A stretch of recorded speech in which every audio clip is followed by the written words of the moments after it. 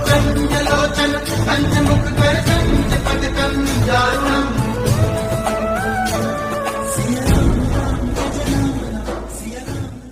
महाराज जी के आज के विशेषांक में रक्षा सूत्र परिवार के सभी सदस्यों का हार्दिक स्वागत है।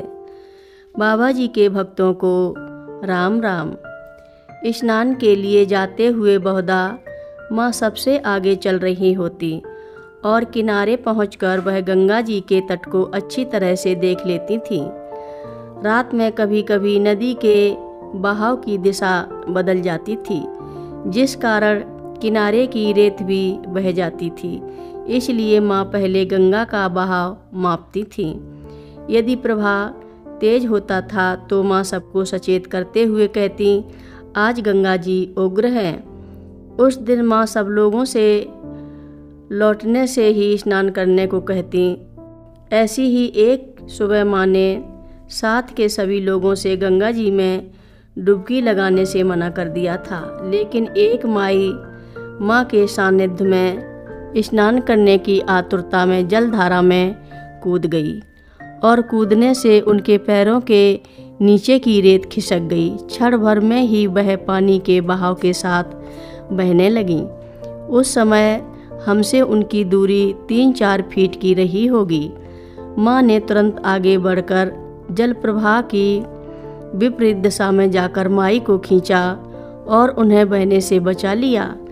मैंने माँ को पीछे से जोर से पकड़ लिया। बाद में मैंने देखा कि माँ की वहाँ पर मेरी उंगलियों के दबाव से नील पड़ गए थे।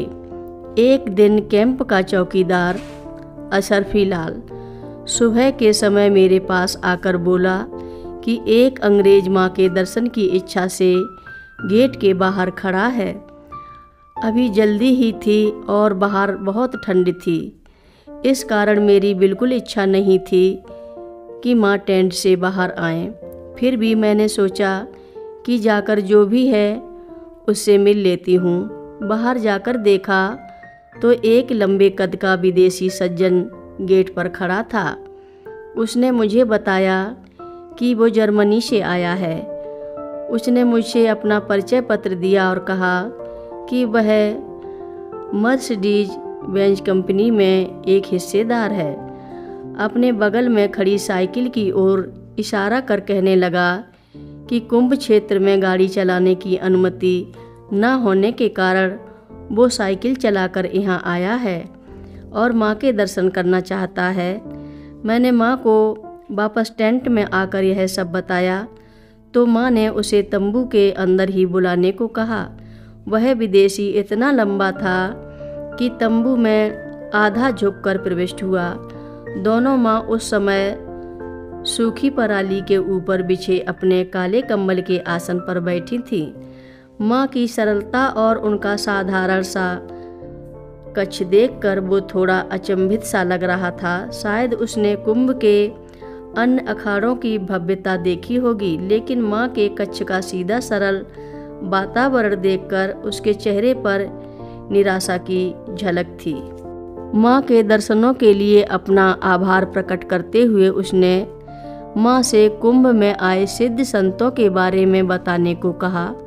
हमेशा की तरह मैं माँ और उन विदेशी आगंतुक के मध्य एक दुभाषिए का कार्य कर रही थी। माँ ने कहा कि विदेशी को बता दे कि वह इस बारे में ज़्यादा नहीं जानती हैं, फिर भी वह चाहे तो देवरा बाबा जी से मिल सकते हैं। फिर माँ ने मुझसे उस विदेशी के गुरु के बारे में पूछने को कहा।